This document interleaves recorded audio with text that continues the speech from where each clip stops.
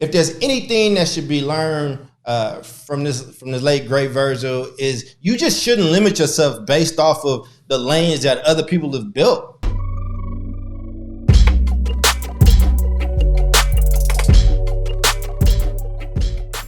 Virgil Abloh passed away on Sunday, November 28th.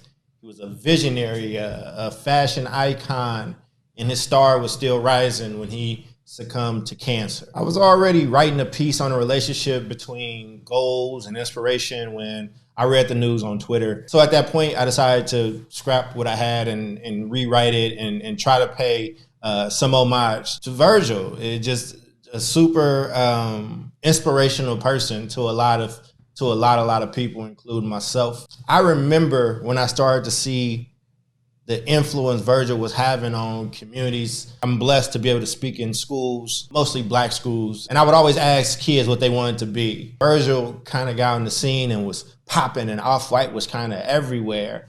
I started seeing like little black girls and black boys like say, I want to be like Virgil. I want to dominate streetwear and be a part of hip hop culture and do all kind of dope stuff. They really was talking about the creative freedom that this man had. This man was admired by everybody from Anna Wintour to being name checked by Drake and, his former mentor, Kanye West and all these other like hip hop acts that really looked to this dude for their look. Serena Williams designed, her tennis outfit. He was designing covers. I mean, he was really living life out here. Wanted to make sure we honored him. And just in these tips, I think these are some things that he followed. If you kind of follow who he was, just from watching his journey and listening to him speak when he did, I think he'd be in line with these. Let's really talk about turning a dream into a vision and that vision into a set of goals, that leads to the things that you were dreaming about in the end.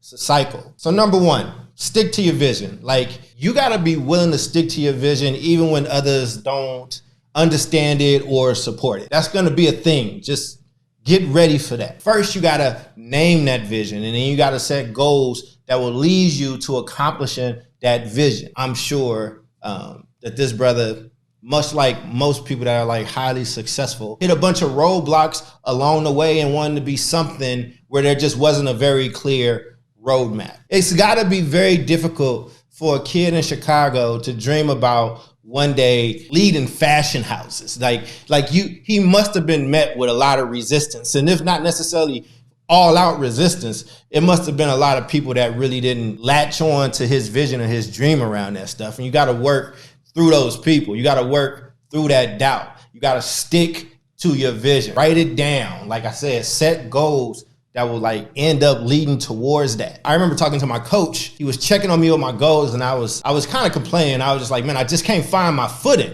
And he said, trailblazers don't have footing. They don't have paths. They're trailblazing. They're blazing paths. They're building paths that other people will be able to follow on, but they don't have the luxury of having that path. You got to be willing to forge a path, for that vision and for that goal that you set for yourself. But in order to do that, the number one rule is you got to stick to your vision. And, and God willing, at some point, if you stick to that vision, there will be other people behind you that get to benefit from the path that you've carved out for them. Number two, you got to work your butt off, man.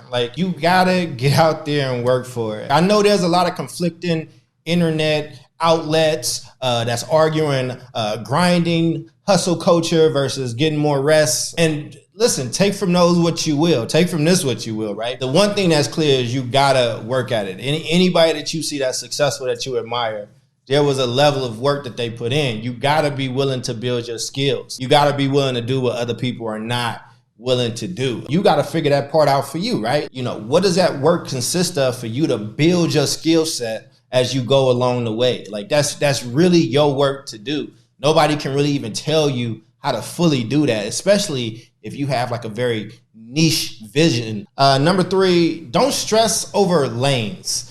Stay in your lane and all that. I get it, and that has its place. But you just shouldn't limit yourself based off of the lanes that other people have built. This brother was taking different parts of culture and couture and all this stuff that didn't necessarily easily fit together. When you see this man dealing streetwear and hip hop and then Louis and Nike and album covers, and you see the visions and goals like just transcend lanes when you're true to it. Virgil didn't believe in lanes.